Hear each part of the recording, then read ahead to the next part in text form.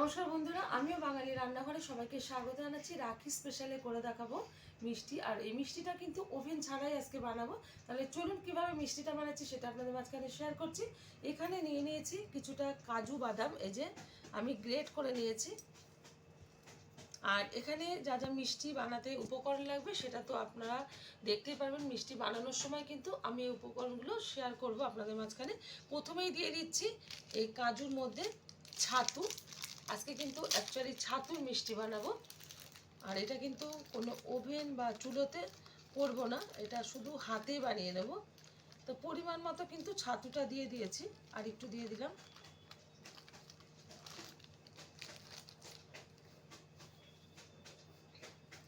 দিয়ে দিচ্ছি এখানে এই যে নারকেল। এটা কিন্তু কাঁচা নারকেল বাজার থেকে কিনে আনার পর কুড়িয়ে নেওয়ার পর কিন্তু এটা একটু টেলে নিয়েছি।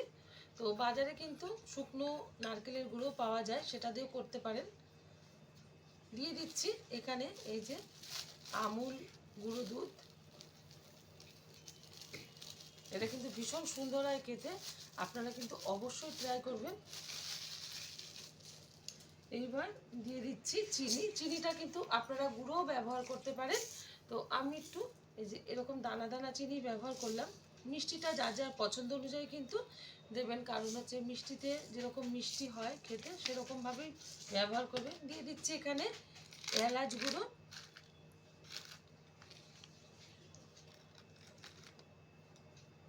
ভালো ফ্লেভার আসার জন্য। এবার দিয়ে দেবো একটু ঘি।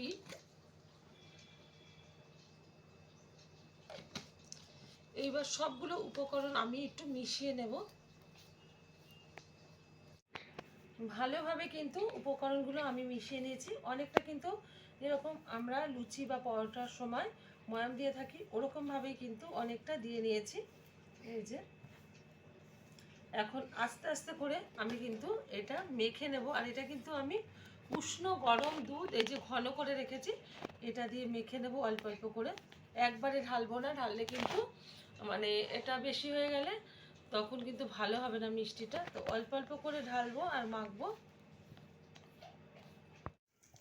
ভালোভাবে কিন্তু মাখা হয়ে গেছে। এখন হাতে একটু ঘি নিয়ে নিচ্ছি, আবার একটু ডলে নিচ্ছি। খুব সুন্দরভাবে মেখে নিয়েছি। আর এদিকে কিন্তু একটা প্লেট নিয়েছি, এই প্লেটের উপর আমি এবার সেট করে নেব।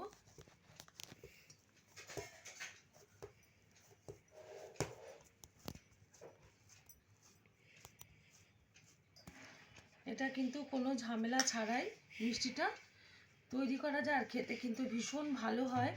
আপনারা কিন্তু অবশ্যই একবার ট্রাই করবেন। যদি আমার এই রেসিপি আপনাদের ভালো লেগে থাকে আপনারা অবশ্যই আমার চ্যানেলটিকে সাবস্ক্রাইব করবেন, লাইক করবেন, শেয়ার করবেন। আর যেহেতু সামনে রাখি পূর্ণিমা, এরকমভাবে শর্টকাটে একবার মিষ্টি বানিয়ে খেয়ে দেখবেন, বা আশা করি যাদের খাওয়াবেন ভীষণ ভীষণ ভালো লাগবে। সেট করা হয়ে গেছে।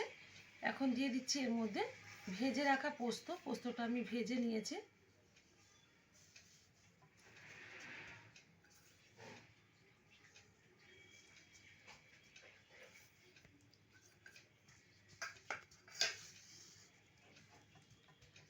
এখন এটা আমি ফ্রিজে রেখে দেবো আধ ঘন্টার জন্য। 30 মিনিট বাদে আমি মিষ্টিটা কেটে দেখাচ্ছি।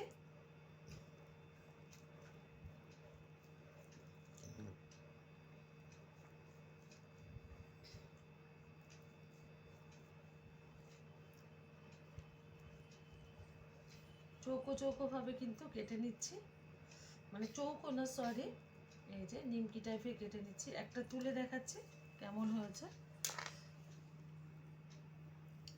খুব সুন্দরভাবে কিন্তু আমি মিষ্টিটা বানিয়ে নিয়েছি। অবশ্যই আপনারা একবার বাড়িতে ট্রাই করবেন। দেখা হবে পরের ভিডিওতে নতুন কোনো রেসিপি নিয়ে। ধন্যবাদ।